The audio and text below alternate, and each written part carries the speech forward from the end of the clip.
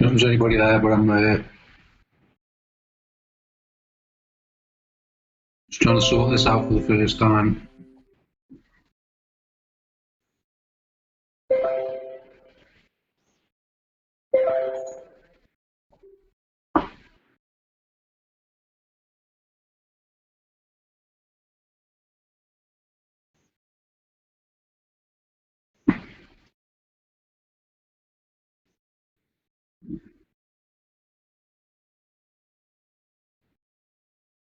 Hello, Neo. First person I've spoke to on a proper live stream. This is a live stream tonight that's coming from Greece through the UK through a phone, on data, through an iPad, through a laptop. It's really complicated.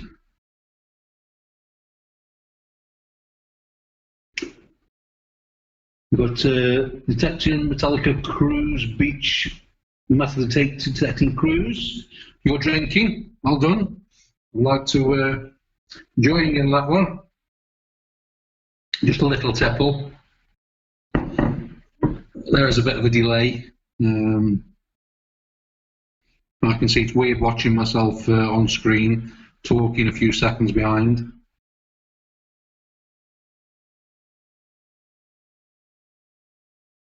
You're getting drunk. I've just started now. Well, I've not just started. This is probably my third one of these tonight. But there's lemonade in there, so I'm cheating.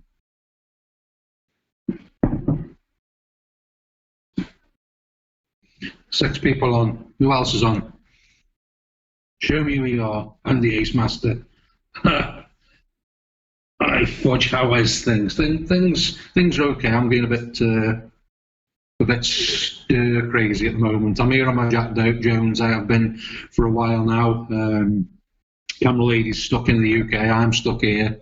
Can't travel to and from, so I've been stuck in now for 14 days now since the lockdown appeared here. So it's not good. I went out on the 22nd of May, a bit of scuba detecting. I'm actually uploading that video as we speak. And that very night when we got home, the government announced there was a lockdown for the next morning. So I was lucky to do that. Cheers, Mr. Cruz. Oh, yeah. So yes, I know the lockdown's affecting a lot of people around the world. We're all desperate to get out metal detecting. I know I am. And then yesterday they've actually banned snorkeling and swimming here for the foreseeable future. So even if I wanted to use it as an excuse to exercise or something, I wouldn't be able to. So either way now, and land metal detecting here is forbidden. So it's beach or sea, and I've got no choice now. I can't do any of them, unfortunately. Yes, Andy, it's terrible, isn't it? Stir crazy. I've got everything charged up and ready to go. GoPro's ready, cameras ready to go. I've got all metal detectors charged up. Scuba detector, the pulse dive charged up. It's just depressing. It's even more depressing today because it's raining.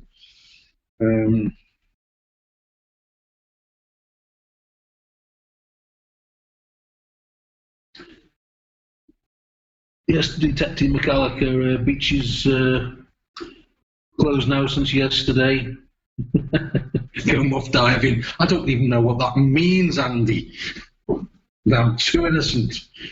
If it is rude, which I'm not saying it is.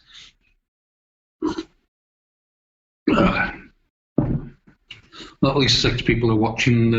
Harrison, the cameraman, convinced me to do this, but because I thought nobody would even come on. Oh, there's 7 people on now, so there you go. Who are you guys? We've got Andy, we've got Cruz, and we've got Neo. We know who Neo is, don't we?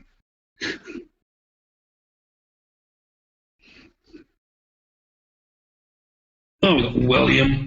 Popplewell. I've been pronouncing that right. I'm watching on my iPad here, and the writing's incredibly small, hence the glasses, which I don't like to wear when I'm doing the YouTube videos because they make me look stupid. Hi, bud. How are you doing? Nice that you're watching.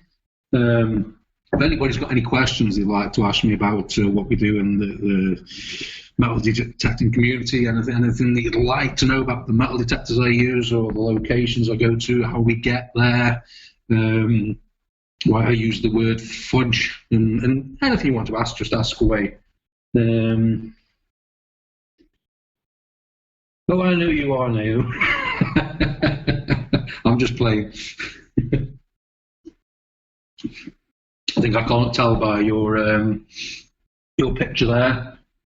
I know exactly where that picture was taken.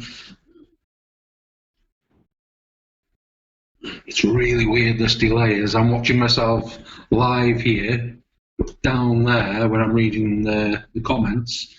It's like I've raised the glass and then God knows how many seconds later the glass is going up in the air. Oh, South Coast, Aaron, how are you doing there? Fudge face. Yeah, good, Aaron. Hope you're doing well. You and the family, the girls. I know you're as game as crackers as me, sitting at home, twiddling your fingers and thumbs. I think I'm going to do the same as you, possibly now, and do some videos on the machines, which I've been meaning to do for a while, but not got around to. So I'm going to go through explanations of all of them: the pulse dive, oh God, what's the other one called? The scuba detector, and go through all of them. And the AT Pro, which I'm still up and down with at the moment, still getting used to. A lot more difficult to use than the H250.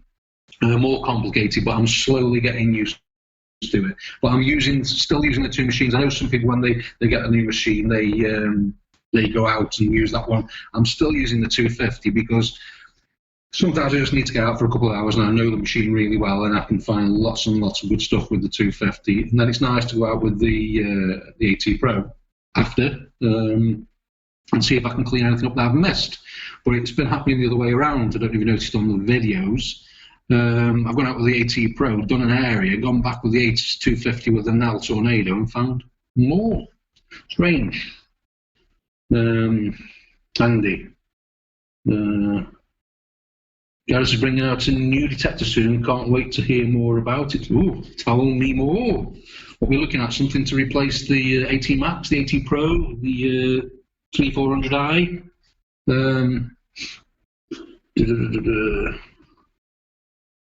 Yeah, I know it's distracting, Aaron. It's just out the corner of your eye. I know we're all going mad, William, like I say. It's absolutely driving me insane. Day before yesterday, I cooked for 4 Sunday dinners, and I'm here on my own. So I cooked for a family of 4, and I've made chicken soup and all sorts. I've been eating Sunday dinners for 3 days now, just to relieve the boredom. I'm tuning into Gordon Ramsay. Well, it's Cruises. I'm just getting my new next metal detector, the Garrett C, or the Garrett C Hunter. I would love a go with that. Don't get me wrong, the pulse dive and all these little machines are really, really good for getting in the little places in the rocks and stuff where you can't go with the sand scoop and the big detectors. These ones are brilliant for swimming in 2 feet of water and getting into those places you just can't do with the sand scoop. That's the advantage of of being able to do this with the small ones and your hands. You can't stick a sand scoop into lots and lots of rocks. It doesn't work. So this is where all the goodies, all the treasures are. And that's the beauty. As you've probably seen, I think I've got 50, 60 gold rings, maybe 100 silver rings, all using a little machine. Don't get me wrong, we've been finding stuff with the 250 and the AT Pro and the Simplex and the Nox 600, but as far as finding rings goes, you're just not beating the pulse dive or any of the small detectors. Not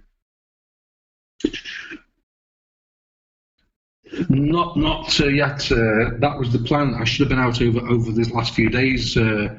Aaron, with the Simplex, that's the plan. We're all set up and ready to go. It's charged up here, and that's what we're waiting to do. That's what I can't wait. So we've got a bigger search area with obviously with the coil that comes with it, and that's when Alan can't wait to get out and get under the waves with his Nox 600.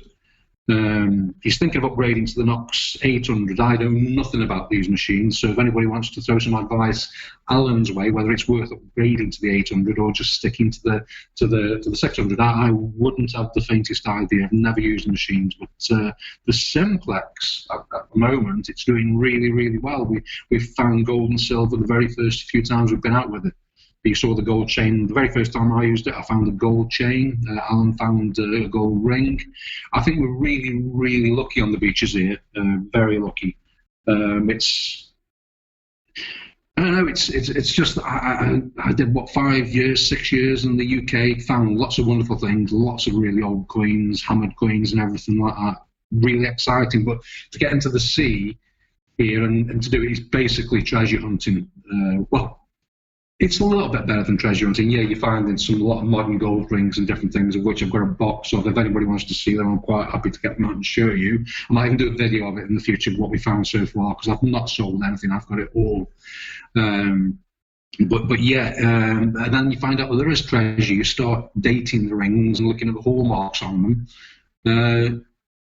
In the hallmarks, you know, the oldest ring I found was a wedding band stamped in... Chesterfield, Sheffield, something like that, I can't remember now. And that was 1723, the date on that. So it's an old ring. And then recently on the videos you've seen off the beach, I've had a really old coin that's yet to be identified, and some Roman coins off the beach, which is hard to believe sometimes. I think maybe when I first started, people finding things on the beach, I might have been sceptical. Oh, yeah, something on the beach, that gold coin on the beach. Or you're trying to hide the fact that you found it in a field, you want to split it with the farmer. I don't know. We're not allowed to metal detect on the land here. It's just not allowed, full stop. And so I am finding these Romans on the beach. But as you might have seen on the videos, I think they're falling from the cliff tops, from the land. They have to be. That's my personal opinion. And on the beach where I do metal detect, twice now, that beach has completely been washed away, the sand right down to the bedrock. So whatever I'm finding on that beach has been brought back or dropped from above.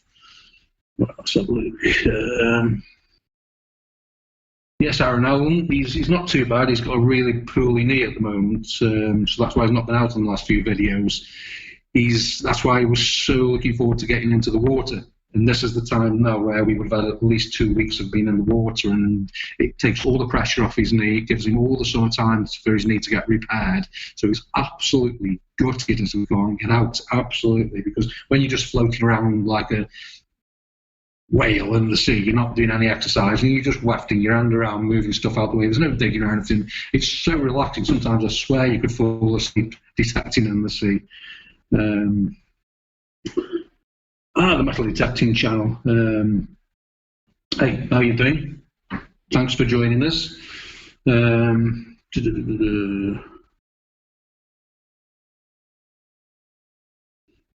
Cruise again. I hope I'm getting the best choice, because I was hoping to get the Nox 600, but I decided to go with the Sea Hunter. The Sea Hunter, like I said, I just love a go on that one. I can't comment on the Nox 600, but I would say, for me personally, I like the Garrett.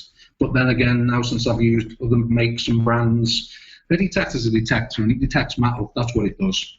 in my opinion. I know there's a lot of people that argue with me and have called me names and unsubscribed from the channel because I just put it bluntly and say it the way it is. And I know Aaron, a lot of people agree with me. You've got to walk over it to get it. Some metal detectors will find smaller bits and some metal detectors will go a little bit deeper. But essentially, if it's near the surface in a coin, it's going to find it.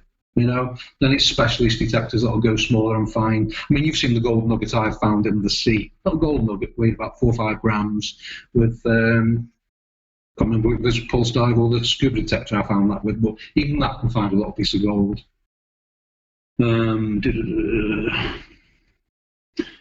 Metal detecting channel, yeah, all good here, dude. Just me on my own. Harrison's in England. He's doing the feed on this now through 3 or 4 different machines, so it's a bit difficult. I hope you can see me. I'm using the data on my phone because I'm uploading the latest video that we filmed 2 weeks ago under the sea on the 22nd of March.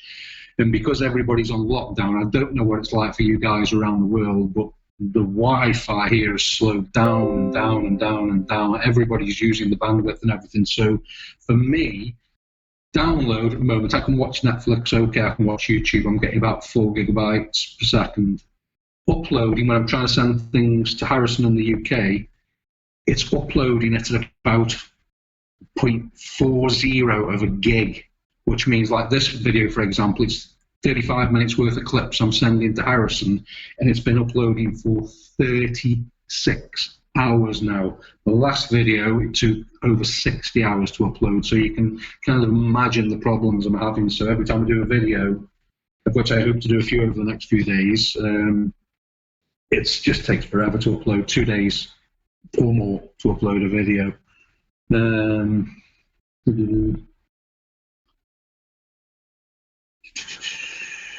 So William Popwell, I'd love to go diving. Is it hard, and what do I need? It just depends if you're diving or snorkeling. Obviously, if you're going diving, you need your PADI license and so on, like Detecting Said's got.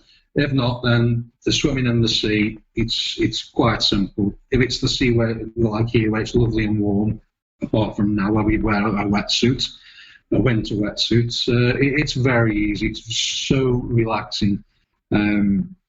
We just put the wetsuit on, we're away, and that's it. You just pretty float. The wetsuit helps you to float, and that's pretty much it. That's all you need to do is keep on wafting when you get a signal. It's the easiest, most relaxing metal detecting you will ever do, I swear. If you ever want to come across, come detecting with me, yeah, I've got 3 underwater metal detectors now. I'll borrow you one. We'll spend some time detecting. It's so easy. I'm going to do a video soon when it's... In fact, I'm going to do it from home. I'm going to explain where the best place is to look in the sea are. I've learned a lot over the 3 years I've been scuba detecting. I'm going to show people where to look on the seabed. This is the problem, I think. I did geography many, many years ago at school and then college. Never thought it would do anything for me, but I did study about rock erosion, cliff erosion, longshore drift, and this sort of things. And it stayed there, and it's helped me to know where to look on a beach and where to look under the water. And there's no denying that when you see what I find under the water, as opposed to when I'm out with Alan, and I do give him direction where to go, and I do tell him where the good stuff is. But sometimes he'll listen, sometimes he doesn't. So I'll do this video, listen to what I've got to say, and see if it works for you. Let's have a look.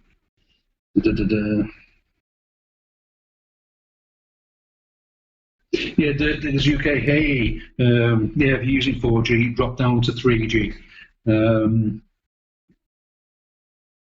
Mr. Cruz again. I just got 4 more beers after I've done my 24 pack. I've slowed down drinking since I've been on here. This is terrible. The Grim Bleeper. Hello. Bit late for me, but I thought I would come and pop in and say hope it goes well. Night. So thanks for popping in and saying I do appreciate it. I know it's different times for different people around the world. For me, it's just turned 1 a.m. in the morning now. So I try to keep it so it's just late enough at night in the UK so people might watch, and then people in the USA are getting of not getting home now. They are at home, so it's late afternoon, early evening. So we can try to keep everybody kind of happy. It's difficult when you've got people. I know people from Australia watch, so the time difference can be difficult.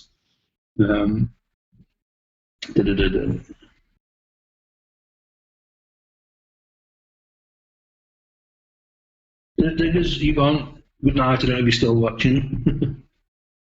Watching Blades of Glory. Enjoy. I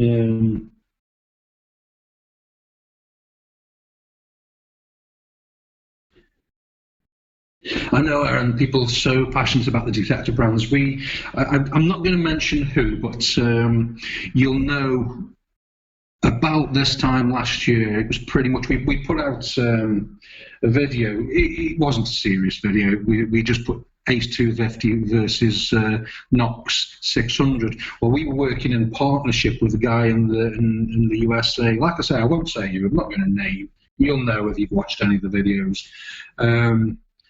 And he got so unbelievably upset about this video that we parted company working together. I tried to explain it was a joke, a bit of a laugh, and I just said, personally, I still do believe that any metal detector is as good as the rest. And I know sometimes people will say, I mean, Aaron, you know the same as me.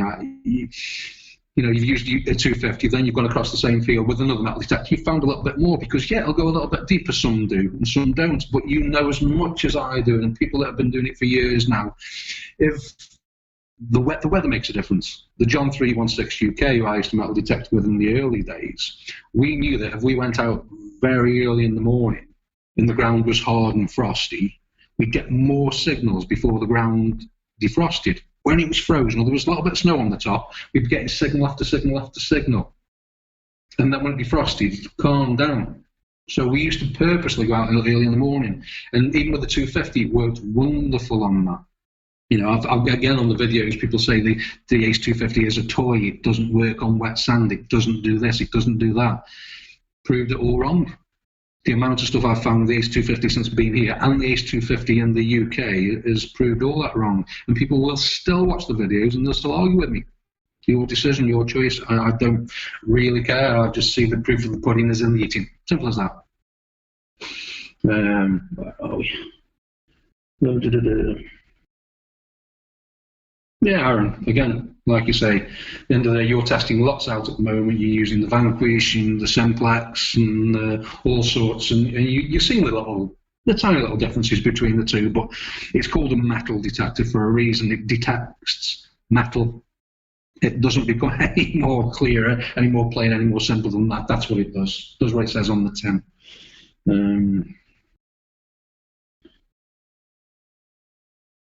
OTF metal detecting UK.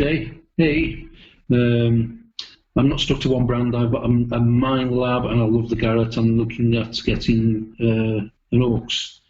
Yeah, and I love the 250. When you started, it's the same with me. We've got the Simplex now. We've got the Ace 250, the AT Pro, and an old C-scope as well that I bought when I was here because they're really good on the beach. And this thing's about 20 years old. Still works brilliantly, and I will do a video on that as well. 20-year-old technology against modern technology. It still finds metal in the wet sand. Simple.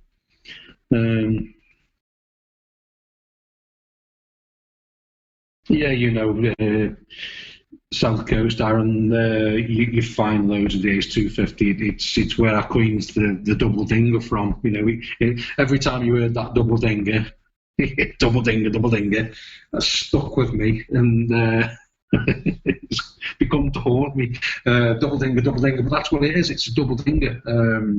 You know, and you know straight away that sound. It's undeniable. You get to know the machine.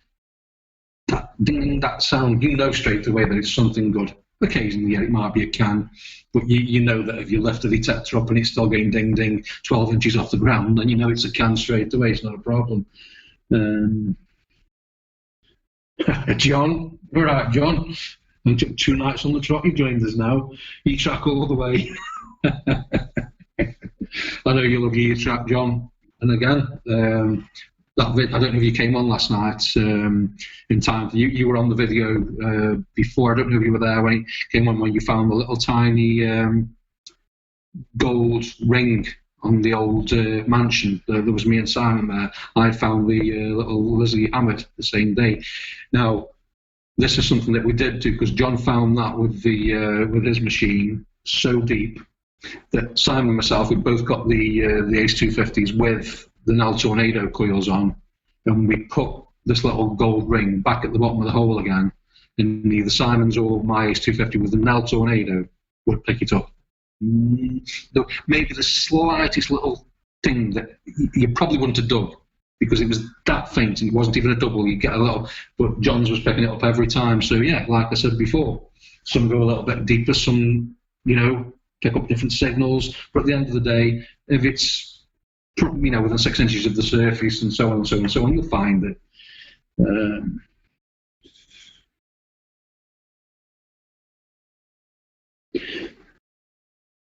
UTF metal detecting, which was one of the first channels I watched and learned a lot off it. Well, thanks for that. It means a lot because we just started out as a bit of fun in the old days, and it still is fun. It always is fun for me to go out and try and put a smile on people's faces and not take ourselves too seriously. And for me, that's what it's always been about. And I still go out and I still have a laugh now. I don't take myself seriously. I couldn't care less. Greenpeace have tried to get me out of the water twice. I don't care. I don't care. I'll look on camera. It's a laugh. And I hope you guys still laugh along with me. I know it's changed a lot from the fields, and I do miss the fields immensely. John, 316 UK, myself, Simon, Chris, a guy called Biggity Birds. We had so much fun in the old days. Carl and Caroline. We had so much fun. John, you've got to agree with me there. It was a laugh a minute when we used to go out.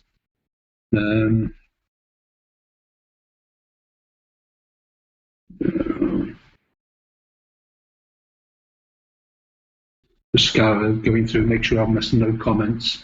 How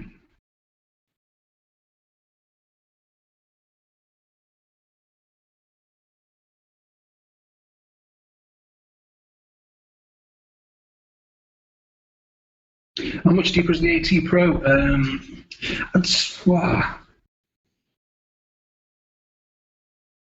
I'd say it's a difficult one because on sand it's difficult to judge. I am going to do again a video just a depth test between the 250 with the Nell Tornado against the AT Pro. I'm not seeing a massive difference on the beach between the two. The fantastic advantage of the AT Pro over the Ace 250 is the numbers. If a number comes up, I'm just getting off the top of my head now, if a number comes up for me and it's 71, 72, 73, I'll know that's a €1 coin. If it's coming up, if it's 54, 55 and 56 on the numbers on there, it is a ring. With the 250, you've got ding, ding, ding, ding, ding. Yeah, you know it's something good, but it could be a 50p piece, or it could be a ring, or it could be a ring pull. But you get the idea. With the AT Pro, the same as the Nox, you get a number, and that number is pretty much telling you what it is before you've dug it. Alan, who's come out with me, he's got very good at it now. I will film him when we get back out again, just to show you how he's very good at it. He'll just go, this is a €1 coin, and he'll take it, it's €1. This is a 20-cent coin, Stephen. He'll take it, it's 20 cents. He does it all the time. And he was doing it with the Simplex as well. He's very good at numbers. He's Rain Man. I'm sure he is.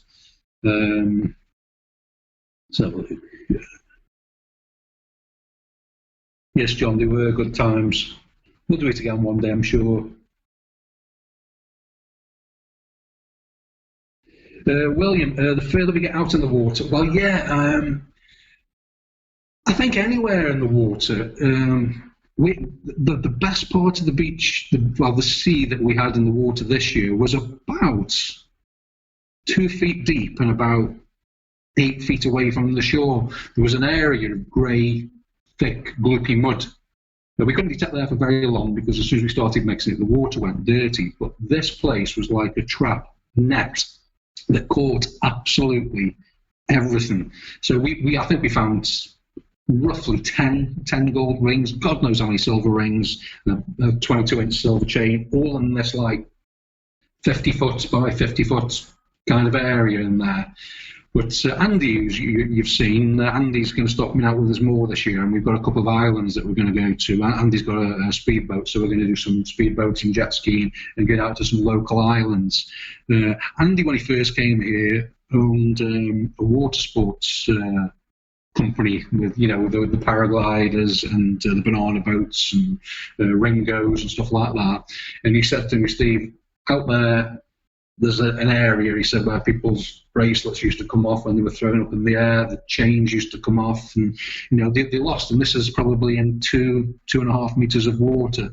So we're going to go fully tanked up, hopefully this summertime, and go down into the depths of there. So yeah, you're probably right, William. The difference between out there and in the shore, and close to the shore, things are getting moved, carried, taken, and so on. Out there, if somebody drops a 14-carat necklace that weighs 0.5 kilogram, like I know somebody has lost one out there, it's going to go down and pretty much stay there for the next 20 years unless somebody finds it. And it will just stay there undisturbed, no sand, just rocks. It will just stay there until somebody like myself goes out and finds it. So I'm looking forward to that this year. Harrison's going to come out and do some spectacular filming, hopefully there, and his fiancée Naomi as well. They're coming out with the drone that they've got, and some more new equipment that we've got, and see if we can get some smarts. So in the clearer water, there's an island across the way that we want to go. It's full of American tourists, and mostly American tourists. It's about 9 miles offshore. So we're going to go across there. That should be fun. I hope you enjoyed those videos. And Andy's fiancée is also going to come out with us this year. She's going to start doing scuba detecting as well. So there's going to be like a little team of 3, 4, 5 people at a time underwater. So it's going to be a different year this year. We're really looking forward to it.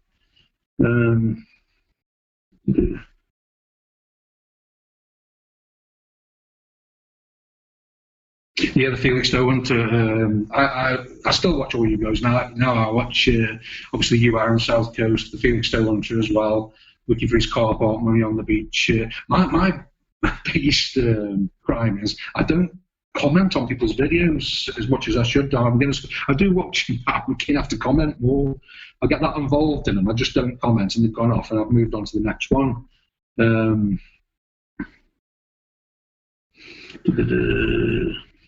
Simon, whatever happened to Simon? That question comes from Andy Acemaster. Yeah, I used to love the days with Simon. We had such a good repertoire, bouncing off each other. And when John was there, the three of us, there was a video where last night Harrison put on there with the Buddha. I don't know if you saw it. That I was actually laughing my head off last night. That was funnier watching it now than it was 5 or 6 years ago. And we had some spectacular times. Simon bought an AT Pro while he had it for Christmas, and not long after he got the AT Pro, he just stopped detecting. He took up golf instead for whatever reason. I'll never really know.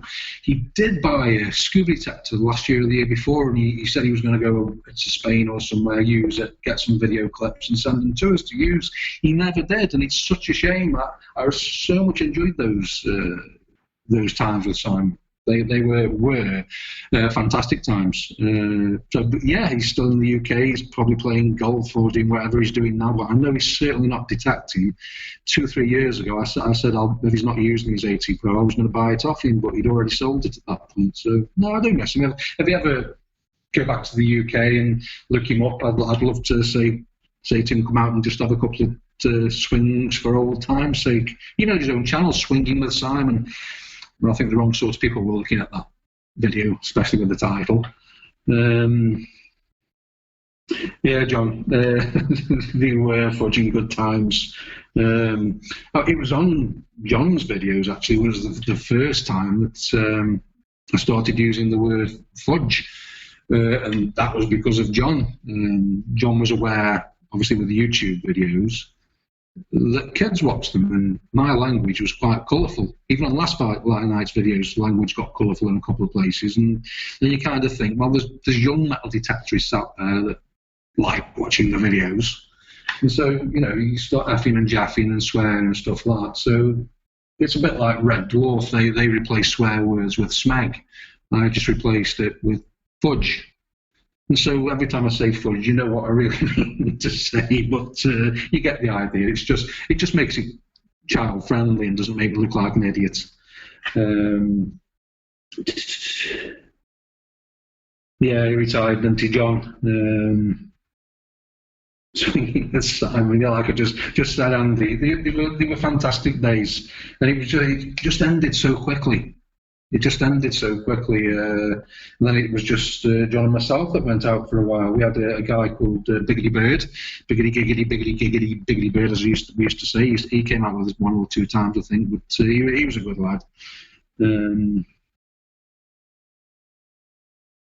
has the permissions over Mount Copware? Probably the John 316, to be truthful with you, Aaron. He's probably got the permissions of everywhere, all over the county, knowing John. Now, there's not a door he won't knock on, and fair play to him. Me knocking on doors and stuff and asking permission, it was always difficult for me, but John, straight there, knock on door, even if he got a gun to his face, he'd be like, okay, fair enough, that's a no then. He was just John. If you ever want to get some land detect on, drag John out with you for the day, he'll get your permission.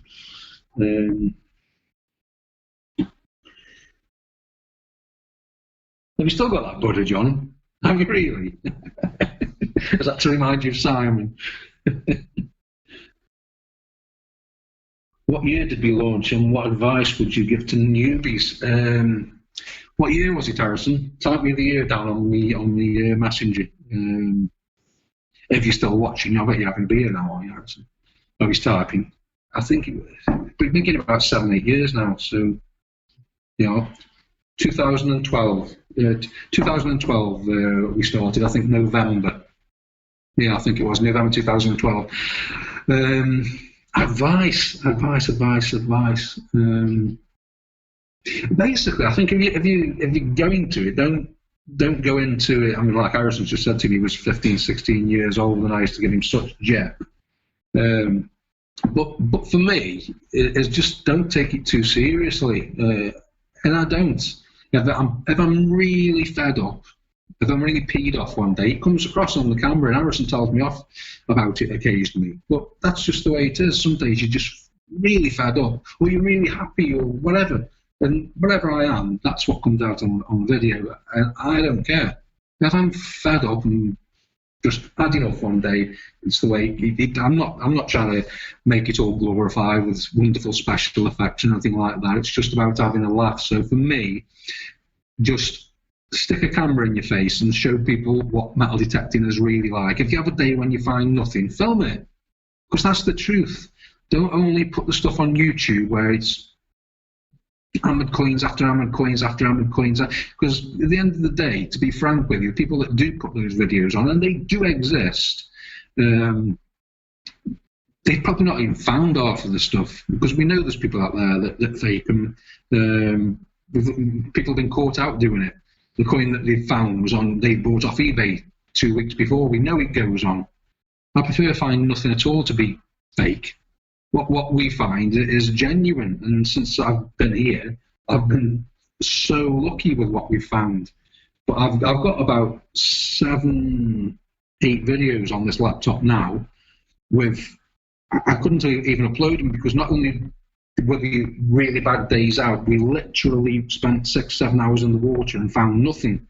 So it would be a YouTube video of me swimming with a detector. That would be it. Those days exist, but it's not worth putting up on video, because there's just literally no content. We've had lots of days here like that. So I know you see me find lots of rings and gold and this, that, and the other, but there's the days where you find absolutely nothing. There's days when the metal detectors have broken. So we've made a journey an hour away, got there, and the metal detector's not worked. That happened to me twice last year. It happened to Ellen once last year. No, twice last year as well with Ellen. So, we just don't try and take it too serious. That's all I'd say. Just film it the way it is. But obviously, having said that, like I've also just said, when you have a day and you find absolutely, nothing, then you're not going to upload that video. And like I said, if you want me to, it'll just be videos of a whale having a swim. Let's have a look.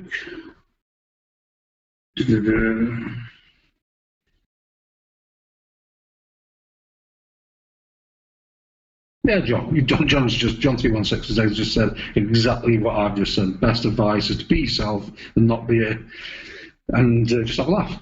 Yeah, exactly, and that's what John does. It's what Aaron does. It's what I do, and to me, that's what why people watch. I don't know, people do thumbnails, clickbait, and stuff like that, and I've been accused of that. But if I've got a picture of a gold ring in my hand, that's not clickbait. That's a picture of actually me with the gold ring that I found metal detecting. So take it which way you like.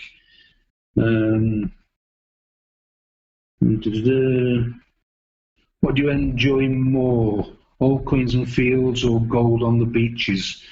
It's a mixture, Aaron, to be honest with you. And now I've got a real yearning to just to have a go on a field again.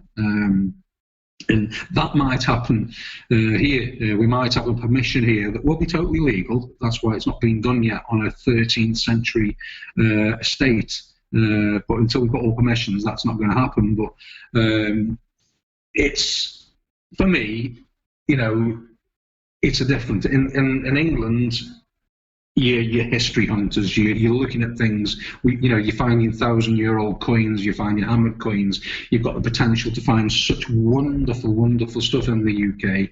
And I just, if John and myself and Simon came home at the end of the day with 5 or 6 1897 Vicky pennies, we'd be happy as a pig in muck, and we would.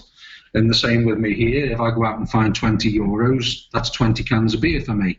It's still that feeling that you get, and it never wears out. But every time I find a piece of gold here, now I still get the same feeling as I did when I found the very first piece of gold.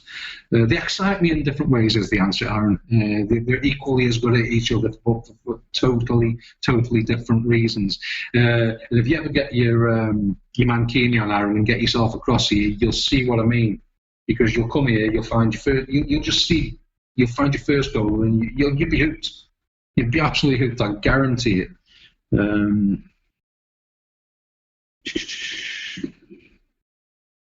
If I've missed anybody out that's joined and not said hello, I apologise. Thanks for the thumbs up. Yeah, thumbs up, anybody. Share. If you want to get anybody watching with us, I don't know how long we've been on now, Aaron. Harrison. How long have we been on? Thanks for thumbs up, Metal Detecting channel.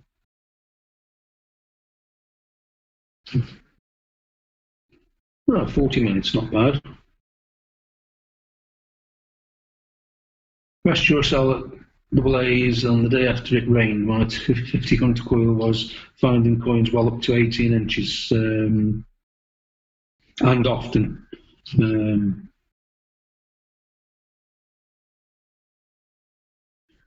Silvers from the side. Yeah, and the beaches are wonderful. Like I say, the fields as well. In fact, I'm hoping that this year, now because I'm that fed up because of lockdown, if I can get across in October, I'll be down Harrison's way for sure. So if you want to lend me a metal detector, because I don't want to log one across, I'd love to come out with you. And the same, because obviously I'll go up to Stoke to visit the family as well, John. I'd love, in fact, anybody in England that wants to metal detect with me for a day and borrow a metal detector, I'd love to come out with you. If you'd like to offer me an invitation. But also, in return, you can come here and detect with me.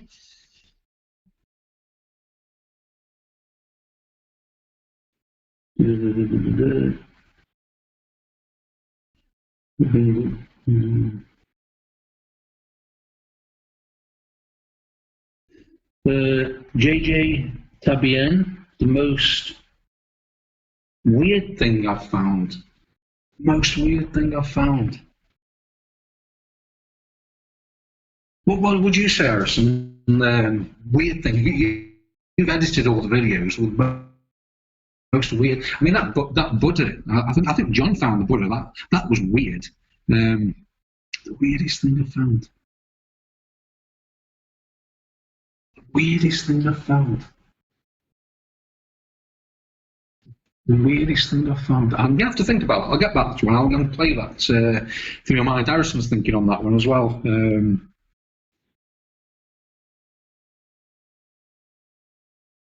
Fantastic, Aaron. That's a date then, confirmed. I only need the one, I don't need a few. That's it. Get out there. Harrison's got my old Garrett pen pointer across there. So I'm not short of a pen pointer. I just don't fancy taking everything on an aeroplane back to the UK and dragging a spade. Yeah, Harrison, a doll's head. That was a strange find. We found a doll's head once, and when you dig in the ground and there's a face staring up at you, that's a bit strange. I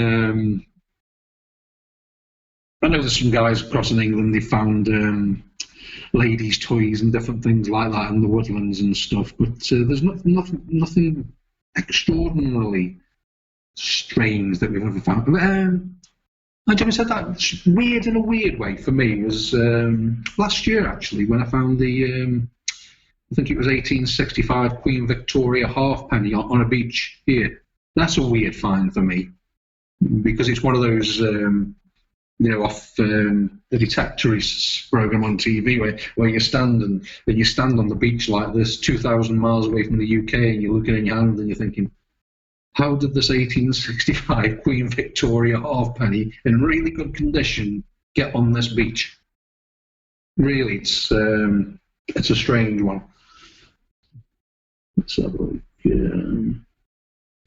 17 people watching now. Thanks very much. I think that's the best we've had. We've had the videos a few nights over the last couple of weeks, and this I do appreciate you watching. You're probably wanting a good night's sleep, so you've come to me so I can help you nod off. And it's helping me with my drinking. I've had this for an hour now. Most expensive find so far from Andy Ace Master. Most expensive find.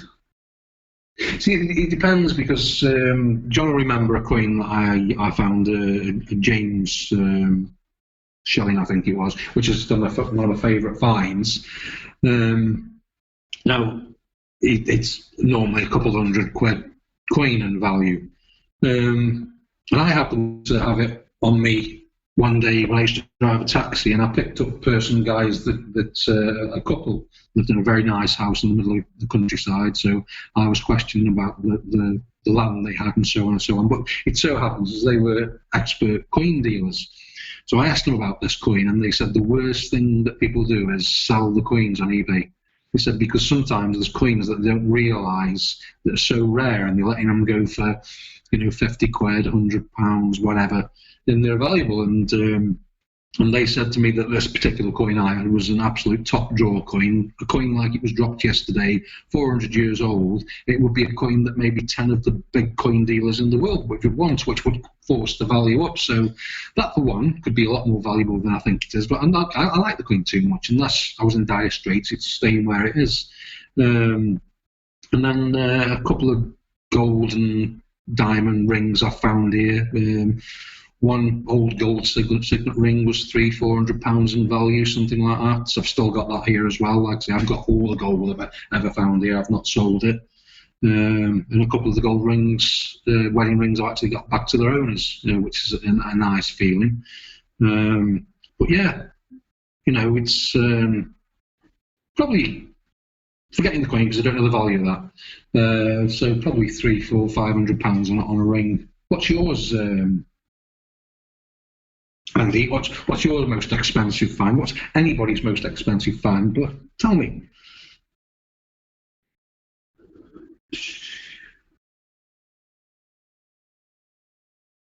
Hello, Nicholas.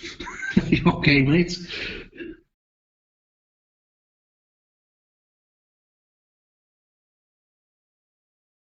Have I ever been recognised in the street or out shopping? Do you know, Aaron, the strangest thing? I was recognised twice in England, once in Asda car park, once somewhere else, I can't remember where. I've been recognised out here, actually. When I first came here 3 years ago, I got a job renting boats out on the beach. Fantastic job. I was renting boats out, and there was a guy with his wife on the sunbeds behind us, and he just shouted at me, "Steve." And I'm looking around, I don't know this guy from Adam. And we're friends on Messenger now, him and his wife, and he was sitting there reading The Searcher, and he got there, and he just said, GoAndGarrett. I ended up he was there for a 2-week holiday, and we spent a lot of time together, and then somebody else on the beach recognised me, so twice, here, 2,000 miles away from the UK, been recognised twice on the beach, which I just find strange, so 4, 5, 6 times maybe, and so it works out as one person recognised me per year of every year I've been metal detecting, so not super. What about yourself, Aaron? I'm sure you do.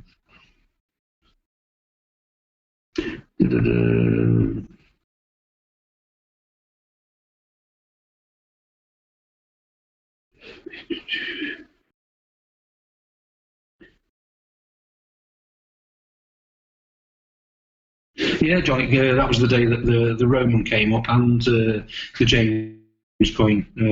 That James coin, it's kept away now, nice. I'll get it out again, give it a kiss and put it away. It's my favourite hammered coin that I've found. And I've found 16 hammered coins since I've been here. 16, more than I ever found in the UK, but they're all bronze here.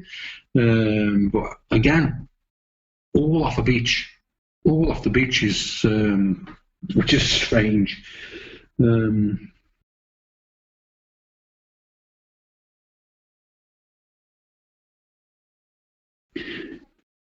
to look at some of the rings. I'll have to go back. 1 second. Oh.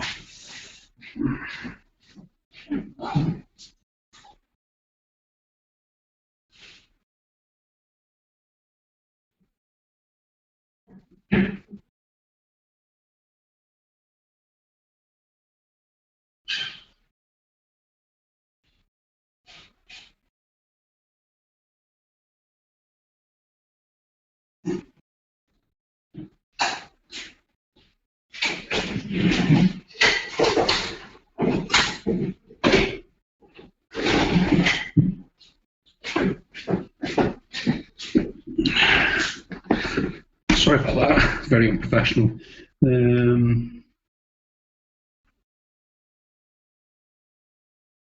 Charles II half crown, probably your best. Yeah, I imagine it probably is. And hello, Mick Nash.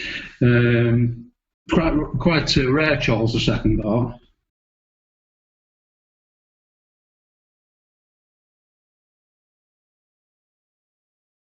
You spotted a lot on the beaches, Aaron. Yeah, I'm sure you are. You've got one of those memorable faces.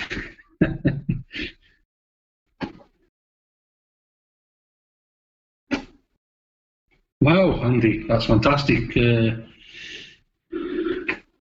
a Dirk Acker, a small knife from so many years before Christ. So that's an amazing find. See, for me, that's why I said there's a good cross between beach detecting and the field detecting, because for me, I don't know if you remember, John, I found the John 316, I found it took a long time to be identified until we took it to the museum, a hinge off a book. I can't remember the date, the period it was from, but it was old, and they took pictures of it at the museum.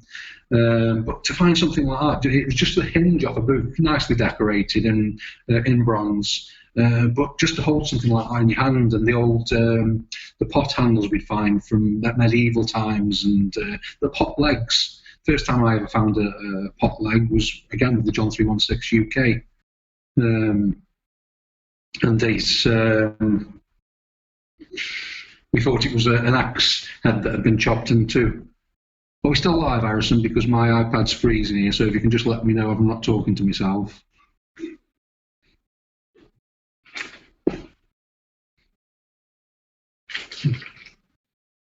Oh, that's okay. It's come back on now. It just froze on my side. So yeah, this is a few. I don't know if you can see that.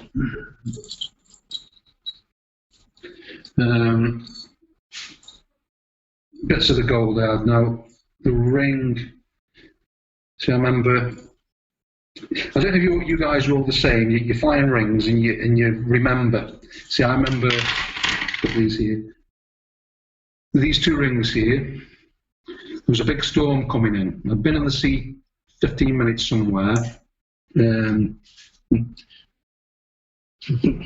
been in the sea 15 minutes somewhere and was having no luck, no signals at all. So I ran across to somewhere, ran into the sea, and then quickly found this ring. Little, let me see, where's the camera on this? Little hearts with diamonds in. Only little 9 carat. And about 2 feet away from it, the next signal, was a little gold wedding band. Now, I found these, big bolt of lightning came down, hit the sea, I got out, ran to a bar and got drunk. That was the only 2 signals I had. And then I thought, this is a fantastic place. Next day I went back, spent 2 hours there, found absolutely nothing. So that was meant to be. I feel sorry for everyone. That was obviously a wedding ring and an engagement ring that was found, that lost at the same time. And again, this ring here, that's a gold stone, and I can't remember, something like 12 little diamonds around it. Found that one on the video. You probably see, nearly made me cry. What detecting and who made you do it? Why did I start detecting and who made me do it? Well, 2 people. The first being my step-grandfather, many years ago. Simon, is that you? Tell me, is that you on there? Mr. Poo Pants. It was my grandfather. When I was about 10 years old, I went down to Cannock Chase metal detecting with him a couple of times, and we just found loads and loads of bullet casings. But I wanted to carry it on more there, and for some reason we just stopped. And then the very next time was many years later when I was in my 40s, and John 316 UK, which was my brother-in-law, bought a metal detector and asked me if I fancied it. Went out with him once, that was it. Within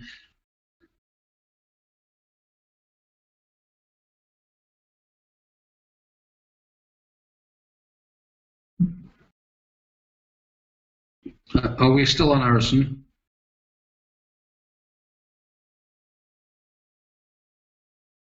It's all right, it said technical difficulties.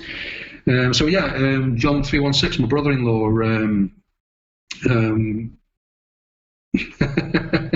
we went metal detecting. Well, he bought a metal detector, we went metal detecting, that was it. I got hooked, so went out with him. We shared a metal detector for the first few times in the local woods. Then I bought an Ace 250, and from there we just carried on. It was so really where I am today is down to the John 316 UK. Thanks, John. And check his channel out as well, which I know all you guys on here do anyway. There's anybody that's new that's watching that doesn't. So that is you, is it, Simon Poo Pants? It's you, isn't it? Yes, the Slender Man caught on film. That's on one of the ones, Simon. How are you doing? Long time no speak. Hello, Mr. Stephen Suffolk Sifter. Thanks for joining us.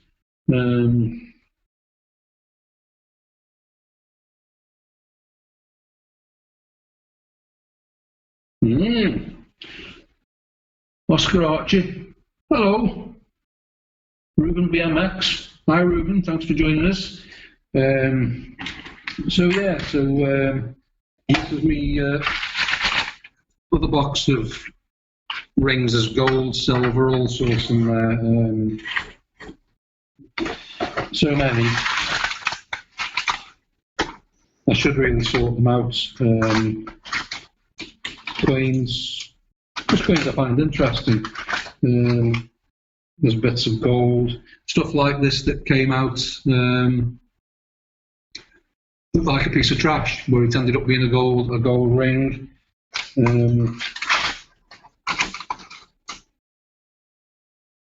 Just if you want to see any more of them, just let me know. I'll keep them here. But there's absolutely lots and lots and lots and lots. One of my favourite finds recently was the gold.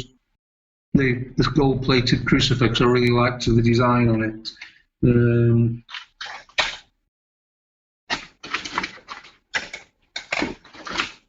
just go on forever and ever and ever. So I won't carry on anyway, if that just looks like I'm trying to show off or something, which I'm not. I'm just saying you can find lots and lots. Suffolk Sceptre. You were showing one of these on, or similar to that, on your channel a couple of weeks ago, the old belt ring. I've got a few of them in silver and gold. And that one was actually an eyes-only find. I was detecting, but it was just lying on the seabed when I was swimming away. Come on, Simon, talk to us. People are asking you, have you still got any Simon love juice left?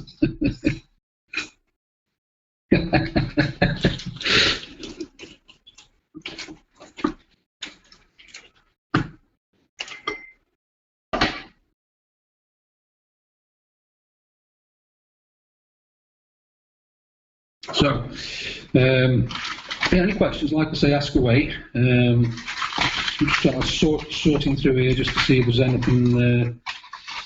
Oh, this is all recent finds you'll see on videos, little bits of gold chains and stuff. Little silver horses. There's just lots and lots. I'll just come down there, carry on drinking. Yes, Suffolk Sifter, Stephen. The nosepicker letter opening ring thing, I've got a few of them. I just think that thing was just bent up where it shouldn't be, should it? And possibly just... Oh, cool. Just had a picture of the Buddha on the video with it. John's still got. Mental.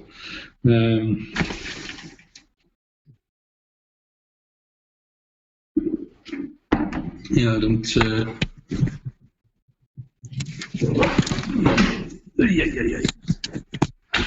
You can see that. There you go. That's the Buddha that you were talking about.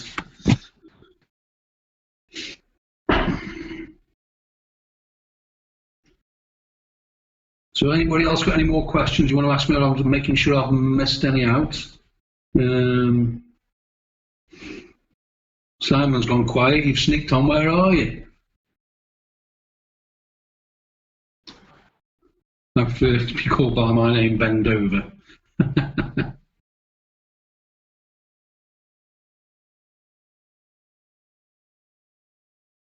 So hello, Bend Over. That's Brad. Hi, Brad. I'm just making sure I've dropped nothing on the floor.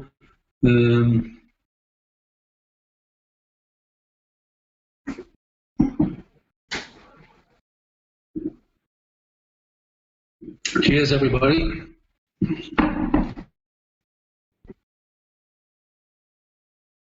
Yeah, I know, Aaron. The Buddha thing was a strange one. I can't remember if John dug it up or he was just sitting there. I can't remember. Maybe you can remind us, John. I just know we had about 10 minutes of laughing footage over that Buddha. It was just, hilarious. And I think we still know about, and to who it looked like the most. Was it Simon, myself, or John? I'm still saying definitely Simon.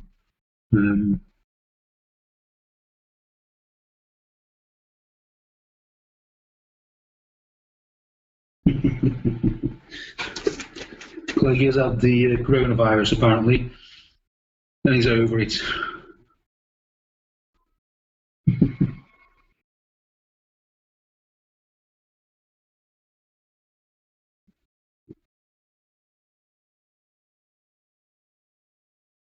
So is anybody still out there detecting when they shouldn't be with this what's going on? I don't know how it's all going on, how it's going down in the UK. We have to here, we need to go, even to go to the supermarket, we have to get a permit. Basically, you print a permit off, you fill it all out, and you go out. Or you send a text to the mainland telling them where you want to go, and you've got, I I think, an hour to get there, do what you've got to do, and get back.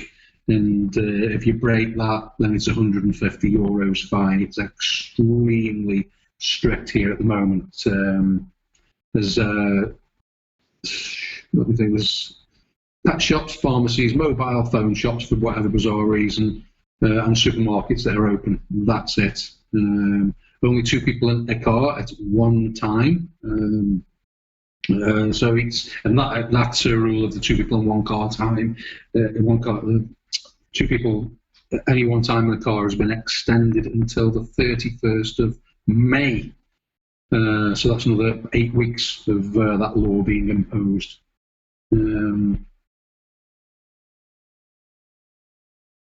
Yeah, they do need that probably in a lot of places around the world. I know a lot of people are flaunting it, and people are sticking the fingers up to people and saying, well, I'm a metal detectorist and I'm going out in the field, I'm self-isolating, and you can't get a better self-isolated than being in the field. But I think the point is there that they're actually missing is that it's other issues. It's not being out in the field, that's not the issue. It's travelling to and from the field. If you were to have an accident, break your leg, have a car crash, whatever, the amount of people that would be involved to get you out of those circumstances, you could pass the virus on, or they could pass it to you. So you're just putting people at risk. So that's why they're just saying stop in. Simple as that. Stop in. Might not agree with it, might not like it. I don't like it. There's a lot of people out there that have got family, friends, and that they're living with, and they can talk to. For me, it's especially difficult. My contact is through this phone to the rest of the world. And that's it. Other than this, I'm in here pretty much now. I've been in here for 2 weeks solid. Just me. In fact, a friend of mine actually dropped some beer off for me today, because I actually said I wasn't feeling too good. So they said, oh, don't go out the house. You're getting all sorts of trouble if you've got a bit of a cough or anything. So they delivered me some beers, which was very nice of them.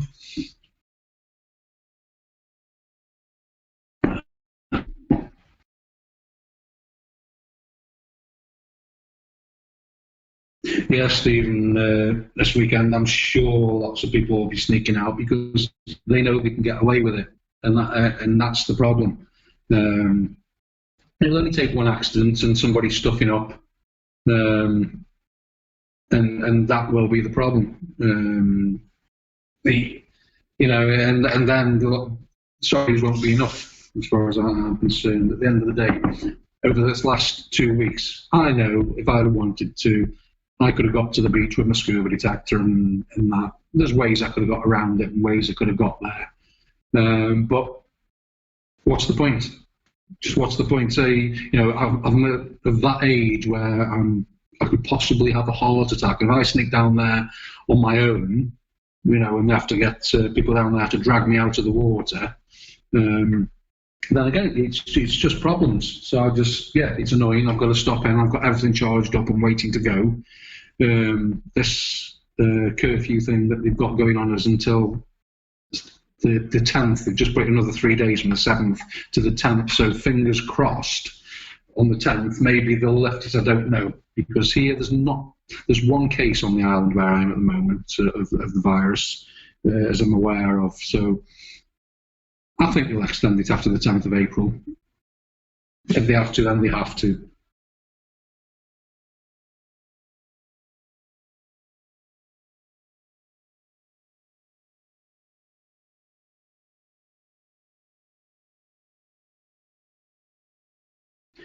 Yeah, Brad, it's nice to go filming and doing all the things that we like to do. I just can't. So Aaron and myself, and obviously Steve, the Suffolk Sifter, and there's plenty of people out there.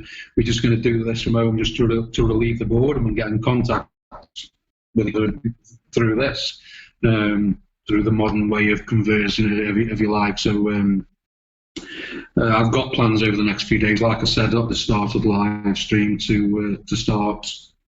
I know a lot about the detectors I use now, especially the pulse dive and the scuba detector. So I'm going to do a few videos on the best ways to use them, how to use them, the pros and cons of them, because they've got them. the 99% wonderful, and there's 1% of parts on them that can be really, really annoying. But if somebody had showed me advice on how to use them and where to use them 3 years ago, I'd have been happy. But there was nobody about. There was a guy in Thailand or somewhere. He was the first person to put a video up of the scuba detector. He got a load of hits off that because he was the first one to put a video up. But before that, everybody was using the big machines in the water, and these are these small things, but what a machine they are. Was it your birthday yesterday, Steve? Well, happy birthday from GoAndGarrett, your little fudge face. 60? I wouldn't have said you were 60. Never in a million years. Never in a million years. Like I said, you're the same age as me, love. I'm 52. Oh dear. What's that, Aaron? You're not waiting for the all clear from the boss man Boris. What are you waiting for, Aaron? Are you going to sneak out? Maybe we should all wish Steve a very happy birthday, 6th birthday for yesterday. Did you do anything special?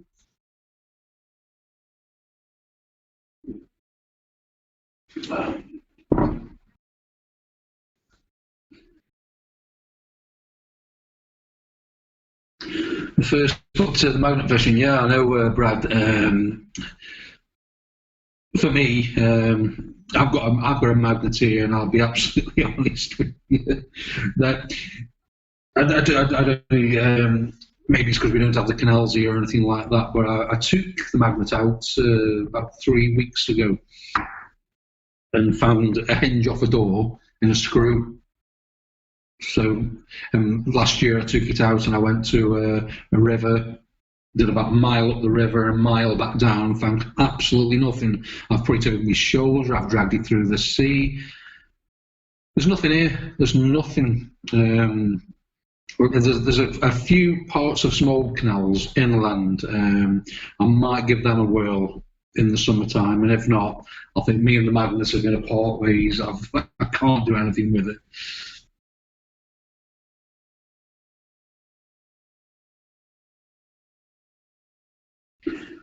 Obviously, you stayed at home, Stephen. What's the best YouTube video I've watched, Simon? The best YouTube video I've ever watched. Are we talking metal detecting here, or any YouTube video? You'll have to be more specific.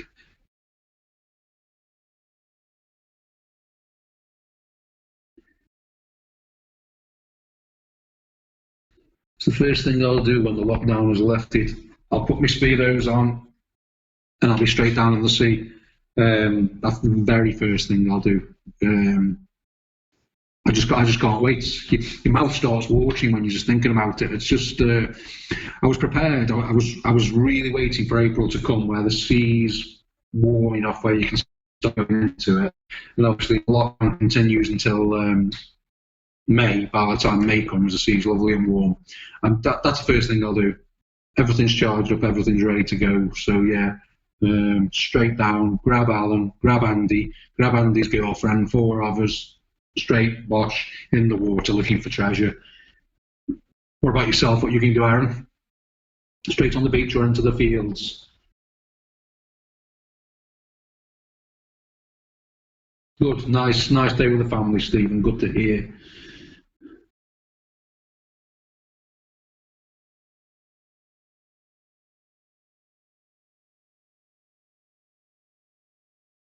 Yeah, Brad. We did about 4 bridges. Now I'm wondering, because in the wintertime these rivers become extremely fast flowing, really fast. Not white water fast, but and they get quite deep and they gush out into the sea. So I've done the sea. I've done by the bridges. So I'm going to go inland because they're pretty straight here. So I'm going to go inland where there's a few bends and see if anything's been trapped by the bends or anything like that. But I'm just having no luck with it at all. No luck. And Harrison, the cameraman, he's like, "Dad, get out with the magnet," but it's not working for me. Citra's going to do a naked dance when this is over. Yeah, head to the beach. I'm totally with you there. Can't wait. Yes, Simon, detecting related. The best videos I watch are all the metal detecting ones because they still get me excited. You know, it doesn't matter whose video it is. At the end of the day, it's metal detecting. Why aren't you metal detecting anymore?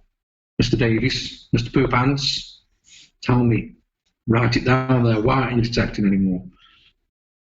The offer's still there any time.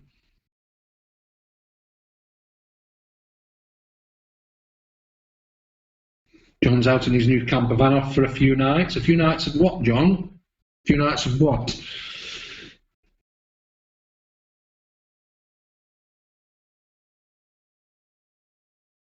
Yeah, Brad, any advice you can throw my way with relation to magnet fishing? Like I say, I'm a newbie. I've tried it 3 or 4 times with absolutely no success at all. And I really expected, because the local people here throw everything into the rivers.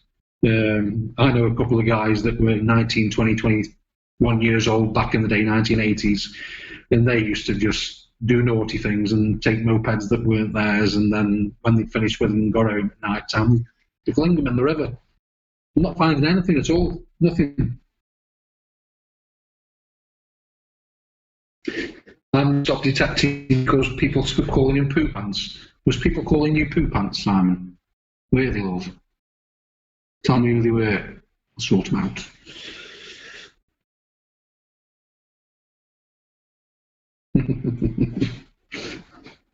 I'm not a dirty boy, John. I'm just wondering what you did in your camper van for a few days that you can't do at home.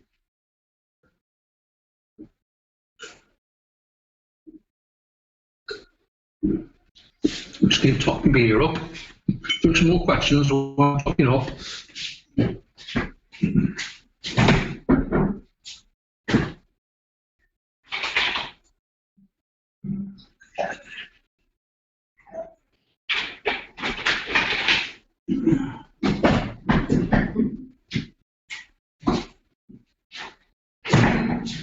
Oh dear.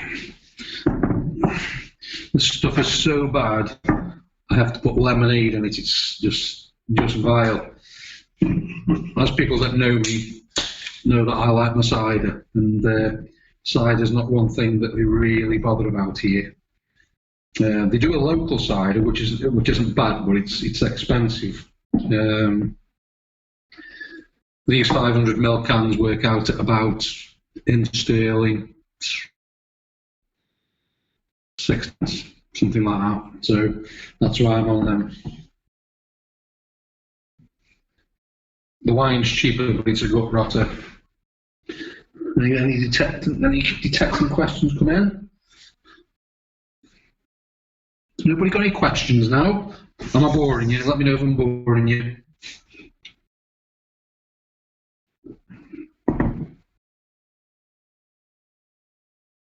Yeah, Aaron, it is therapeutic. Totally agree with you. When you're in the field, Sunday afternoon, you've had a stressful week at work, and there's nothing more relaxing than just dinging along. And the same in the sea. I don't know if you know, in the summertime I do 6 months of 13, 14 hour days solid without a day off. The only sort of respite I get is the middle of the day. I finish at 2 o'clock in the afternoon, go back at 6 o'clock in the evening till 10, 11, 12 o'clock at night time. So I get that 4 hours. In that 4 hours, I try to fit as much as I can into. So that's when my scuba detecting videos are filmed and made. I finish work at 2 o'clock, normally 2:15 I'm in the sea. I'm out at 5:30, quick dry of the air and everything, shorts and t-shirt back on, straight across the road and straight back into work. and that is all dependent on the weather. Not the weather as such, but because the weather here is, I think, 310 sunny days a year. It's the sea. We get a wind here called the maestro wind. When it comes from the north, it just churns the sea. We get lots of waves. The sea becomes cloudy, and after the wind stops, it takes about three days for the water to clear enough so we can go detecting. So it's a massive issue. So this, I think, June, we had maestro after maestro after maestro, strong wind after strong wind after strong wind, and we in the June we probably did 4 days of scuba detecting. That's so depressing when it's a beautiful hot day and the sea's cloudy. And if you see some of the videos, we thought to hell with it and we just went in anyway, and we detected blind in the water. It didn't make for good videos, but there was one day where the water was so cloudy you couldn't see a thing, and so you were just got a signal and you feel with your fingers. I actually found a couple of gold rings doing it that way, but it's you get confused when you're under the water and you can't see where you are. You're down there, you're doing something, you look up and you're 100 meters away from where you should be, so it can be dangerous as well.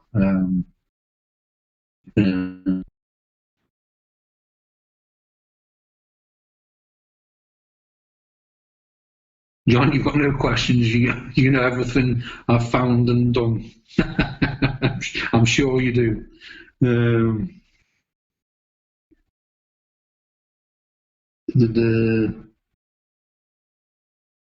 Simon, best ever video was Carl finding his gold coin.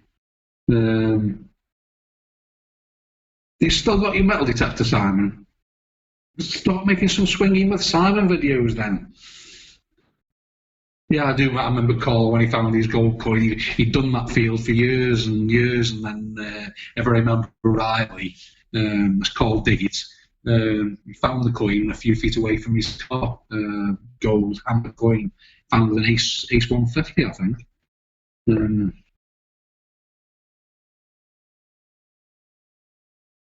They've still got the 80 Pro, so I'm surprised. I've been on many club digs. The only club digs I've ever been on was with John and Simon. We went to a club dig one day somewhere. It wasn't far away from, I believe, where they found the Staffordshire hoard. And so we were all excited, Simon, John and myself. We were really sort of revved up and ready to go. And we got there, and it was one of the worst metal detecting days. In fact, we left early. We left, I don't know, 12 o'clock, 1 o'clock, something like that. We've been there from early morning, and we drove for an hour and a half back to the local area. Went on one of John's permissions. I found my very first hammered when we got back to one of John's permissions. And John found the little tiny gold ring I was talking about earlier on the live stream. So we left a club dig and then ended up having one of the best days ever between us all. It was a good day. And I think I went on that one. I went on another one, met a few people. I'd not long started the GoAndGarrett channel up, and I went on another one. I can't remember where it was or whatever. John and myself, we went in the morning. We got lost. We eventually found it, and we had a good day out. Yeah, I enjoy them, but it's a nice way of meeting people. And I was wanting to go to Detectival this year. Not going to happen now, but you never know. Next time. But there's one in Italy, the competition dig in Italy that was going to go in April again. Can't do that one, so all my plans this year scuppered. Well, you that's your answer, Aaron. Yes, Detectival. Of course I'd go. Of course I would. And I wanted to go. So let's hope that this year things change and I can do all the things now that I wish I'd done before. But I think this virus situation is making people realise that they should do things, because one day you just can't, and those days are now.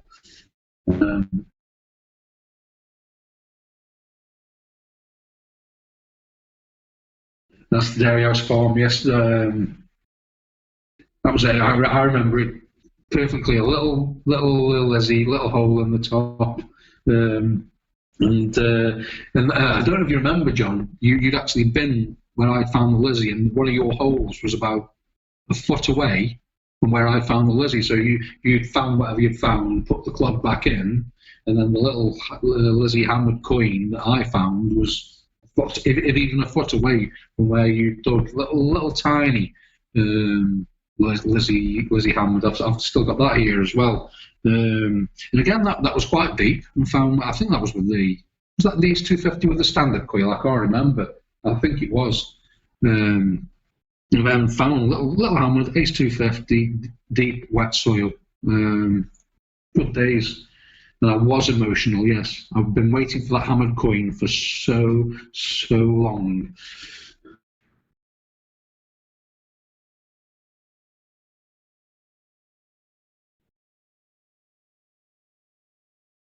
A few with us, Simon. You went out on with us.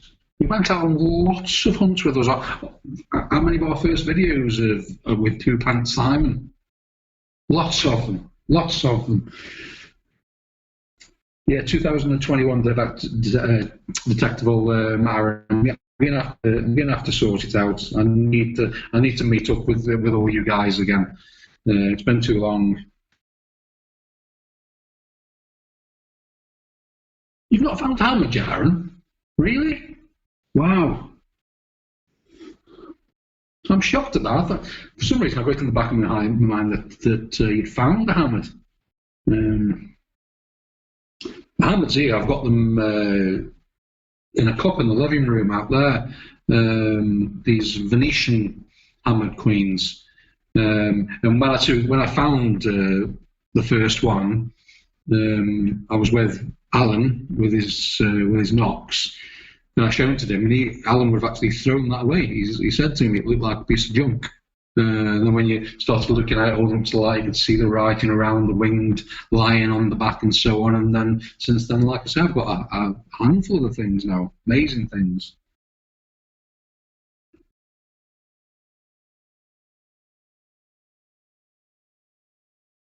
I've never done that, Steve. Never found a coin and then found the other half to it far away or close. I've never done that.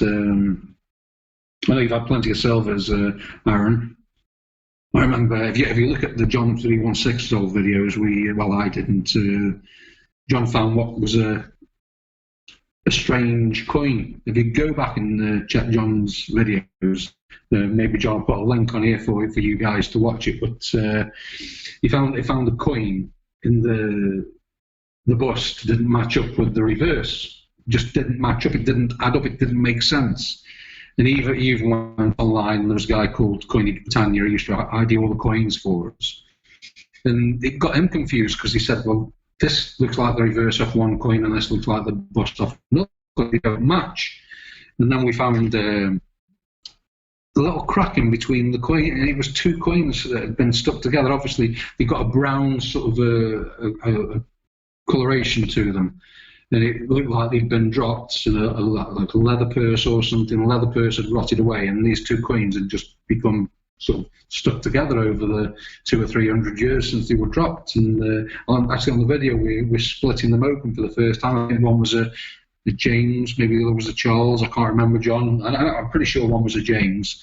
But yeah, when you find stuff like that, to me, that's an amazing thing to do, and to be there in John's kitchen when we're doing this with the coin and splitting them open was an amazing thing to see. Yes, I'm detectable. You've still got your machine.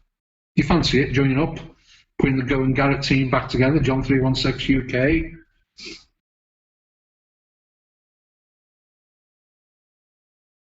Yes, I know you found 3 silvers with me, Aaron. And I found none. But it was still a good day though, wasn't it?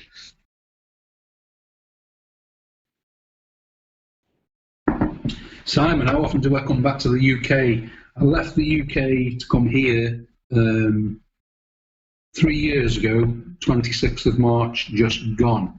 So just over 3 years I came here, and I've never left. I've never been back to the UK once. I was going to a couple of times, but anybody that knows me, John, Simon, Harrison, the cameraman, all you guys know that I'm absolutely terrified of flying. Absolutely. Can't abide flying. It just scares the bejesus out of me. So I'm going to have to make a trip this year. I haven't seen my mother for 2 years. She visited in May 2 years ago. And then when she went back to England, she unfortunately broke a leg, and she's not been able to get back since. So I'm going to have to make an effort this year. So maybe when the lockdown does come off, maybe one of the first things I do is not head down to the beach. Maybe one of the first things I do is jump on a plane. It's not too expensive, and get back to the UK and just say hello to everybody. Maybe I'll do that. I don't know. We'll see.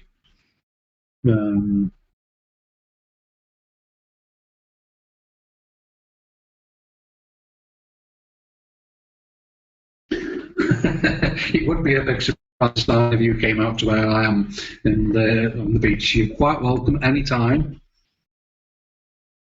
Yeah, come on, everybody bully Simon in the comments. Simon, come. I dare you. We had a certain chemistry, didn't we? And you pooed a lot. I remember you pooed. You did poo.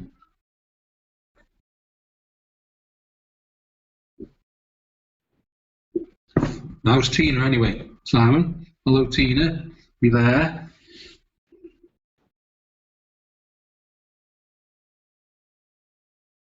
Do I have a troll? I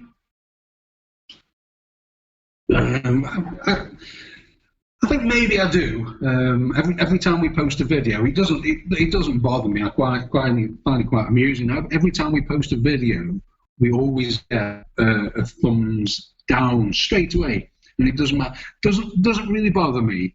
But Aaron will know this. We both did lemons for leukemia challenge. And it's all about donating, getting as many views as you can. And I said, if I got lots of views, I'd donate any money I did to the leukemia charities. But straight away, instantly, a thumbs down. It was a video for charity. It shouldn't even have a thumbs down. But yeah, we've got somebody that every time we post a video gives us a thumbs down. A thumbs down, a thumbs up. It's a view. Somebody's watched us and taken the time out. So if they don't like, because I've always said to people, if you notice on a lot of the videos, I always say thumbs up. If you don't like it, give us a thumbs down. But if you're going to be the person that gives us a thumb down, tell us why. Just say, I'll give you a thumbs down because I don't like your accent. I don't like you saying double dinger. I don't believe you found the gold. I do believe you found just whatever. But just tell us why. Maybe if it's a good reason why, we can change something that we do. So maybe give us a thumbs up next time. But hey, it's the way it is. Yes, I remember Simon being the crayon. That's funny.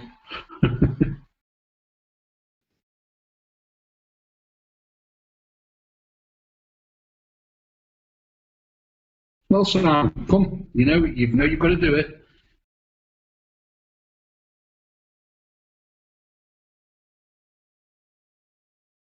What do you mean early retirement, Simon? You must be 65 now. That's not early retirement. Well, I suppose it's 2 years early.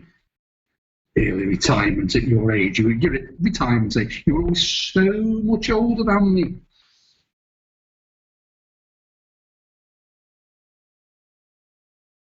But if you are moving to France, good luck.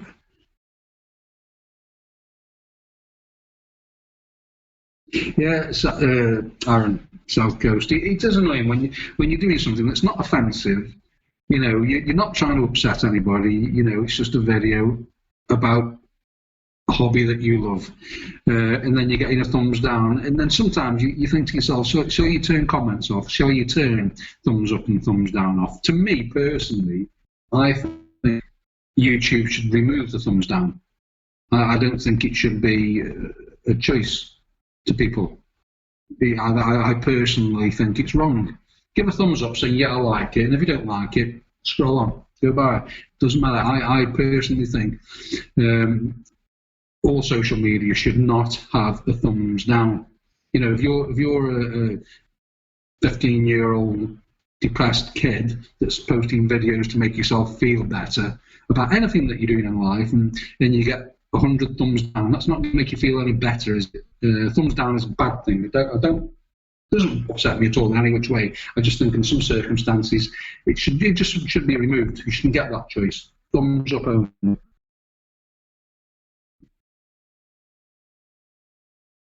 What do you, Simon?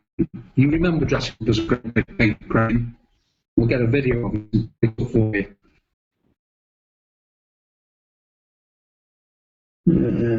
Simon works for Crayola now. He's about as big as a crane, actually. Height-wise, not width-wise.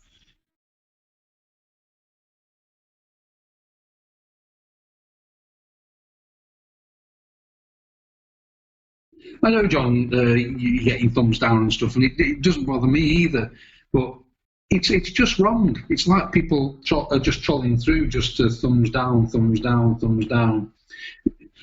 If I watch a video, 9 times out of 10 I won't comment, but I'll watch a video, just the fact that I've watched it, I'll give it a thumbs up, unless it's somebody talking about flat Earth. Harrison, you know how I feel about flat Earth.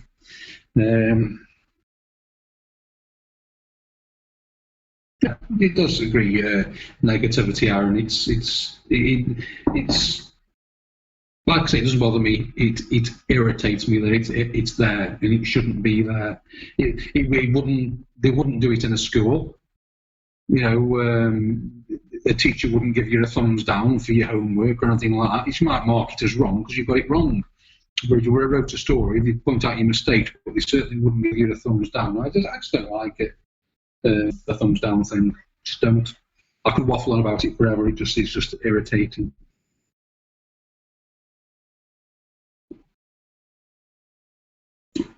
Cheers, loves. So when you come in, Simon, John, Aaron, you'll come and visit me.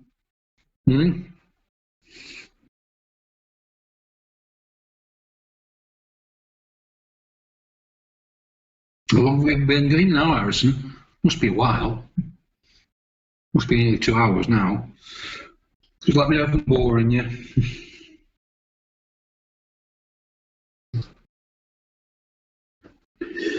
Need a tripod for when I'm on the beach and stop zooming in so much it sends you off. It's crazy. I totally agree. I've actually got a tripod, Aaron. But if you see me when I'm out, I'm like a donkey. I'm carrying that much rubbish around with me, and I've got nobody to help me film. And I'm using a Canon camera that's not really good for what I'm doing. So hopefully when Harrison gets across here, we're going to organise a completely different setup, a completely different camera setup, and just try a different thing. The camera that we had when we first got here, the little Nikon one, I really liked it. It was simple, press a button, the videos were good. This Canon one, it's a fantastic camera, but it's not really for what I need it for. We bought a new GoPro when we got here. That broke as soon as we used it. We replaced it with a brand new GoPro 7 last year. I used it once and it broke. So for me, I'm really fed up of GoPros. For me personally, one of the worst cameras on the market. I've never had any success with it. In fact, the GoPro 4 that I'm using at the moment, this morning woke me up by switching itself on and off constantly. For no reason at all. I've not used it for 2 weeks. It just stepped on switching itself on and off. I had to take the battery out in the end, so I hope that's not broken like the rest of them.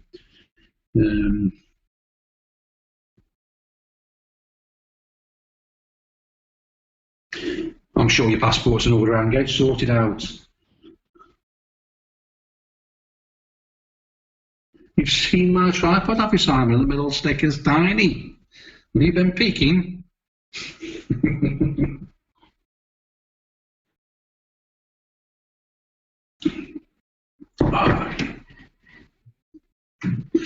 I think what we'll do if I look to about 16, 17 people watching, I think if it goes into single figures, then I think people are getting bored and want to go. I mean, it is nearly 2:30 here, Harrison, and I'm tired, and I've got a bad virus. Did tell you. So it's good anyway, John. I was going to mention that you actually uploaded a video for the first time in a long time a few weeks ago. Why did you stop? Like I said, I don't always comment on people's videos, but I do watch them.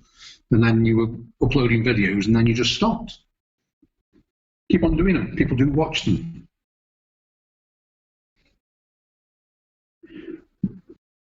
What annoys me the most about this hobby? Oh God. Metal detecting snobbery. It drives me insane. Harrison stops me ranting. He says, "You can't do this, Dad, you can't rant," but it absolutely drives me crazy. Like I said before, we were working with a guy in America and stuff, and I'd done this thing with the Ace 250 versus the Knox 600. It was a tongue-in-cheek thing, that's all it was. Stick a metal detector in my hand and I'll swing it and I'll find stuff. It's that simple. It's when people that get that crazy that they'll kick you out of a group because you say that, you know, the Garrett's good or the Mind Lab's good or this is good. They argue amongst each other. It's the most nonsensical group of people in the world is metal detectors, and 80% good, and then there's this 20% of people that will argue about absolutely everything to do with metal detecting, and it drives me insane. John 316 and myself, for years and years and years when we metal detected together, we were happy that if any of us found something when it came out of the ground, we were just happy it was out of the ground, and it didn't matter which machine it was with or anything like that. And then there's the people on Facebook that oh God, I came off Facebook 6 months ago. I don't know if you noticed, because I just got irritated. Then it's been a good thing. I do miss little parts of Facebook, you know, updates on different things and this, that, and the other. But Harrison posts our videos in metal detecting groups, and then he gets accused of spamming. Now, he only posts in the group, but there'll be people like myself who I was probably in 200 metal detecting Facebook groups. So if Harrison posted in 30 of those groups, I would get 50 notifications from each of those groups. GoAndGarrett posted a video. Go, that's not spam. He's just posted it once in each group. But then there's people on there, reporters, and then we get banned from sharing our videos on Facebook because some idiot out there has decided that they're God and you can't post on there. So we can't post for 7 days or whatever, I don't know how long it is. And then people say, well, you're not sharing, you're not participating within our group. All you're doing is posting your videos for your self-glory. You want to be famous, you want to be this. Well, I'm sorry, no, you're wrong. We don't want to be famous. I can take a photograph of a coin or a ring I've found and post it on a group. Or I can post a video of me finding the same thing in a group. To me, there's not much difference. It's either a picture or a moving picture, and they don't get that. Now, there's, I'm not going to say the person who it is. There's a person on their Facebook page that has decided that they name and shame and put people's video requests into a bin. And this person started out way after GoAndGarrett, and they've got a lot of subscribers. Fair play to them, brilliant. But all of a sudden, they don't like anybody else doing what they do. I wouldn't say it is because it's unfair. But too much snobbery going on. Just enjoy the hobby. Just enjoy it for what it is. It's not that important. You have to sit there on your homemade Facebook page telling people what's right and what's wrong. If somebody wants to put a post on Facebook about metal detecting, look at it or don't. Scroll past. Really annoys me. Sorry, I could go on longer than that, Aaron, about things that annoy me with the hobby. At the end of the day, it's just about finding history, enjoying yourself, so on and so forth, and that's it. And people that sit in the little ivory towers in front of the laptops deciding who can post, who can't post, this, that, and the other. If you don't like it, just remove the person from your group on Facebook. Don't report them to the Facebook gods. Don't put them in Facebook jail. Just delete them. Just kick them out of the group. It's that easy. No, I'm reporting them for posting. Stop it. Well,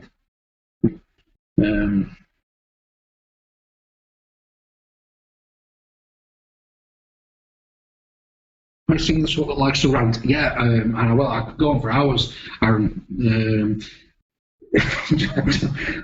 Really, I could go on for hours about the things that annoy me about the metal detecting community, and not all as a whole, just that small percentage. John Fields, not done that enough year, been spending my time on the van, getting that ready to go out with it, and I'll be out again, and this crap has moved on. Yeah, John. I know, but keep on putting your videos out. You know, when you don't put them out, I've got a list of YouTubers, and that every time you upload a video, it appears, and then I'll give it a watch, and then some days I don't watch you for days on end, and so I'll throw YouTube on, and there'll be notifications, and I'll just go through them. It's pretty much why I don't comment a lot of the time, because it'll just auto play onto the next one, onto the next one, onto the next one, onto the next one. And that's why, but yeah, John, just keep on uploading. Don't mind, love.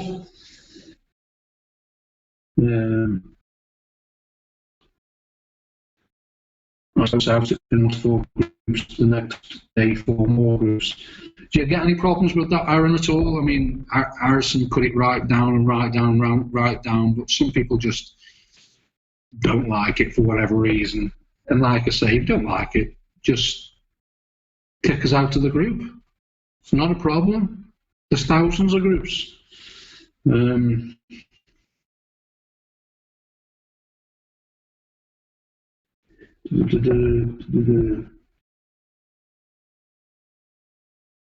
So, except I know you're a normal bloke, Steve. Like I say, any news about metal detecting is good news as far as I'm concerned. You know, we're the same. I don't know how many Facebook pages we've got. I know we've got metal detecting videos and metal detecting news, the GoAndGarrett one and stuff like that. And people can post what the hell they want about metal detecting. We really don't care. As long as it's metal detecting related, do it. That's it. It's a metal detecting group with metal detecting content. What's the problem?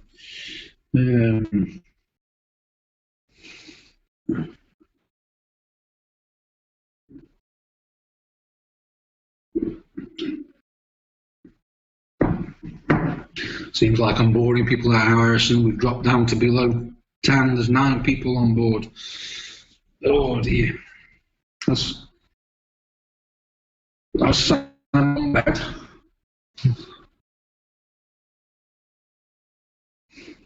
Well, I think, how long have we been going, Harrison? Send me a message, tell me what you think. 1:47, so nearly 2 hours now. It's 2:30. Well, turned 2:30, so I think I'm going to say good night. And we'll do this again another night, Harrison, I think, yeah. Well, plenty of people have watched, which I'm quite surprised. Went into double figures. I'll just read these couple of questions before I do go. Has Garrett approached you about a sponsorship deal yet? If not, why not? No, we have spoken to them, but they've said they've got way too many people like Aquachigger and such that deal with their products. Even though I've coined the phrase double dinger, I think. If you buy an Ace 250, you know what a double dinger is. Maybe that's because of me, maybe it's not, I don't know. But no, but Garrett were good enough to send me a few gifts over the years, so I'm happy with that. You know, if they're happy with that, I'm happy with that.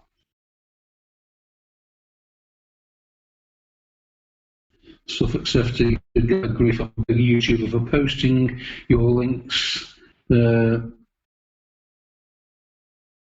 you didn't post or visit there anymore. The best thing to do what they do to you. They're not that important. If they're going to be that God Almighty like, it's not even worth being in the group. I'd leave myself first before it went any further.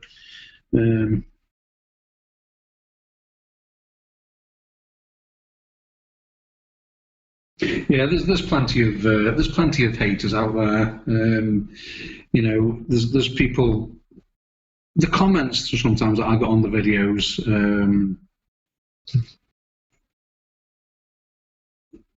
Yeah, I think I know who you're on about as well, Mr. Suffolk Sifter. It's one of the people that I've discussed. Like I say, I won't say the person's name or the person's channel, but I also know who you're talking about. But yeah, the comments I get, and I have got from day one, I don't cut nor bite my fingernails. And people, I'll find a €400 coin, and people will say, "Get your nails cut. I don't like your hair cut. I don't like this. I don't like." I'm only metal detecting. I'm not doing a fashion show. Your nails are the way they are. I'm not going to cut them for you. Really. Yeah, and they have looked after us over the years, and he sent us a massive, massive box of stuff about 5 years ago that we did a few giveaways for, and I ended up giving a lot. When I left the UK, I ended up giving a lot of it, just giving it away to people. So much stuff. I've even still got some of it now. But yeah, they've looked after me, Garrett. I'm not complaining. I don't pay them or stuff like that. At the end of the day, I've promoted their stuff, and I've had probably maybe a few hundred people commenting on the video. They bought an Ace 250 because of my videos. I've had so many people that have bought the Pulse Dive because of my recent videos, and the Scuba Detector because of my latest videos. So yeah, people do buy because of people like yourself, and people like myself, and the John 316 and all your stuff, etc. People buy. People make a decision. They choose what they're going to buy for the first metal detector or to upgrade because of watching our videos. So yeah, we do good for them. So yeah, they do good for us. So it's two-way traffic as far as I'm concerned, and they've done good. Yeah, I am absolutely knackered, mate. I'm absolutely shattered. It's been a long day, and oh, thanks, mate. You bought your Ace 250 because of those guys. There you go. That's one sale, Garrett, that you should look at. That wonderful Aaron there bought because of our videos. Appreciate that. Well, I'm going to say good night now. I'm making all over. It's 25 to 3 in the morning. And I really appreciate everybody watching the live stream. More people watching than I thought. I told Harrison that nobody would watch and want to listen to me rambling on. But we'll do it again. And if you can think of any questions, write them down next time. I'll just love to answer questions. Well, anything you want to ask me at all, I don't care where it is, and I'll be as honest as I can. So I'll say good night. So good night, Neo. Spiced away. Aaron, John 316, Simon, stay in touch, guys, and I'll speak to you soon. Draw my little fudge faces. I'll see you at the next double ding. Draw.